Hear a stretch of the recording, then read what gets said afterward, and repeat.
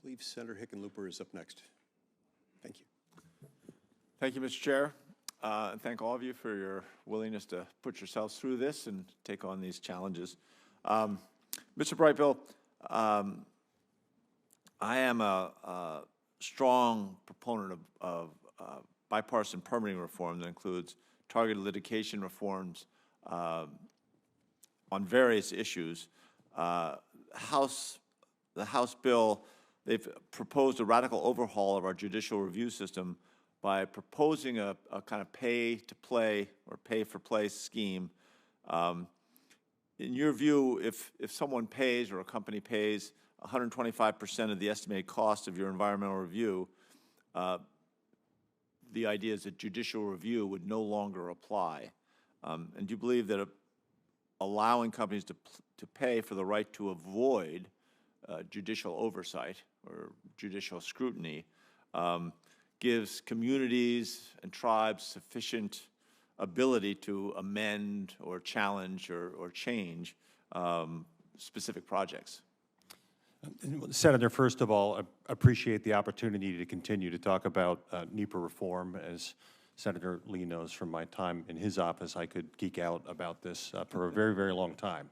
So as to the specific House bill that you're referencing, I've candidly not seen the bill or the provision that you're referring to, and based on what you're describing to me, I'm not candidly able to respond to it in total because I'm not aware of what the ultimate policy. Well, it's pretty. It's just basically if you pay a higher rate, you are exempt from judicial oversight. In other words, the courts have no role in approving the permit. I think, Senator, I candidly want to look at the entirety of the bill and what the other reforms are and see how they tie in with other provisions of the bill before I would opine as to that particular provision. Want to understand the total context. Okay, Mr. Prohaska, and I'm a big fan of ARPA-E. I think you have the opportunity to catalyze transformational energy technologies and accelerate some of the commercialization of those things, and I think that's just going to be a big part of our future here, and hopefully will involve a lot of Colorado companies in there as well. How can you ensure ARPA-E continues to serve as a springboard for these high-impact startups, the companies that really can be transformational, without sufficient long-term dependence on financing, federal financing? Well, Senator, first off, thank you very much for the question. I have no doubt that Colorado will play a huge role in that ecosystem. One of the things from an outsider's point of view that I've always admired about Colorado is the major research institutions, whether it's NREL, Mines, Colorado State, University of Colorado, the list goes on, are very well coordinated. Not to mention outside of energy, but the quantum that is going on in the state is quite fascinating as well. So I commend the state on the efforts that go into that.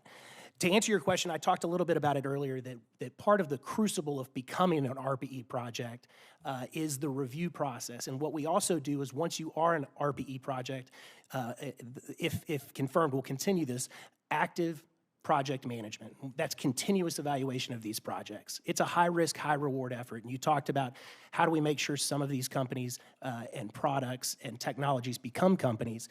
Part of that high-risk, high-reward means there's a high reward at the end, but that in between the high-risk and high-reward, a lot of things fall off. And that's part of kind of the ARPA-E ethos is we're going to continue to actively manage projects, put the best minds towards it, look at it with a fresh point of view as often as possible. And then to your last point, to make sure it's not on a long-term federal pipeline of funding to continue on for eternity. Right, no, I get that. We want to make sure that we're engaging with whether it's venture capital, investors, that we're continuing to keep them communicating with them and educated on what we're doing at ARPA-E. Thank you.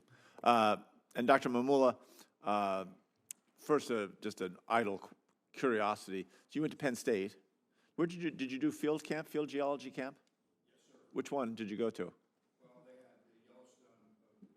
Research, so you went to the YBRA. The YBRA, I've been there, and I've also been to the other one across the Appalachians. Right, yeah, I haven't been to that one, but I did do my same geological field work through the Yellowstone Bighorn. Geologist, Senator. There can be no closer tie than to have done the same field geology camp. Together. Yeah. USGS, obviously critical for so much we're working on. I'm going to be very brief in this question. Water-focused science is key for us in Colorado and the drought-prone West, just because if you can't measure something, you're not going to be able to manage it. And yet we've seen severe cuts at the USGS. The threat in this essential work and the integrity of these long-term data resources, and that data, keeping that data in place is critical. Can you make that, are you willing to say, absolutely, you make that a priority to maintain those systems of measure that we've been using and to expand those data sets? Oh, Senator, absolutely. Look. Yeah. Senator, this has to be a priority, and if confirmed, I'm going to make it my business to make sure it is. Now, the data set integrity, is that what you're getting at? Well, the cuts in funding, they've cut almost a third of the budget. So they're, and part of that means that they're talking about just getting, we don't need to save this data because it doesn't seem relevant now. Whereas in science, mostly, as you know, oftentimes data that doesn't seem relevant today, 5 years from now, seems really relevant. Right. If confirmed, and I'm going out there, and we're going to look at our data collection, and, you know, with the capacity of data storage today, there's really no need to dispose of data. We can hang on to data as long as we need to, and by the way, there's plenty of data that can be digitized and put to work, again, years and years after it was first published. So this is a priority. USGS is a data factory. So this is, so what's produced there should be also saved, and thank you. Yeah, I appreciate it very much. And Ms. Pierce, I've got questions for you, but I'll put them in writing. Yeah. I yield back. Thank you.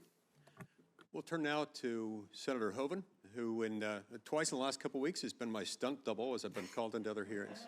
I'm told he's going to do his question today entirely in Spanish, which should be exciting.